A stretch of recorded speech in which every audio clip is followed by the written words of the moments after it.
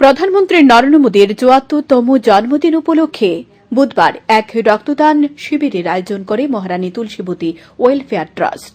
রাজধানীর যুব আবাসে এই রক্তদান শিবিরের আয়োজন করা হয়। এই শিবিরে উপস্থিত ছিলেন মুখ্যমন্ত্রী প্রফেসর ড মানিক সাহা। রক্তদান শিবিরের উদ্বোধন করে বক্তব্য রাখেন মুখ্যমন্ত্রী বলেন, নরেন্দ্র মোদী প্রধানমন্ত্রী হয়ে দেশকে কি দিয়েছে তা আমাদের ভাবতে হবে। জম্মু কাশ্মীরে আগে পাথর ছুঁড়ে মারা হতো, এখন সেখানে বিধানসভা নির্বাচন হচ্ছে।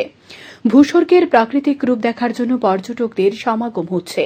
বিরোধীদেরকে কটাক্ষ করে মুখ্যমন্ত্রী বলেন, বিরোধীদের মূল উদ্দেশ্যই হল বিরোধিতা করা। বিরোধীদের এসব থেকে বিরত থাকতে বলে মুখ্যমন্ত্রী জানান। প্রধানমন্ত্রী যেমন বলা সেরকম কাজ, ৩ তালাক প্রথা উনি বিলোপ করেছেন।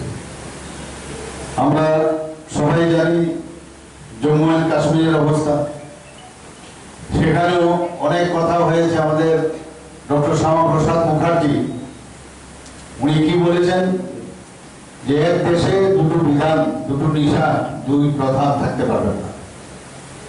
যে কারণে উনি এবং বলছে পারমিট নিয়ে জম্মু এন্ড কাশ্মীরে যেতে হবে। উনি পারমিট ছাড়াই জম্মু এন্ড কাশ্মীরে প্রবেশ করেছিলেন এবং ওনাকে গ্রেফতার করা হয় এবং ওনার মৃত্যু সম্পর্কে আমরা সবাই জানি যে কিভাবে ওনায় ওখানে বলিদান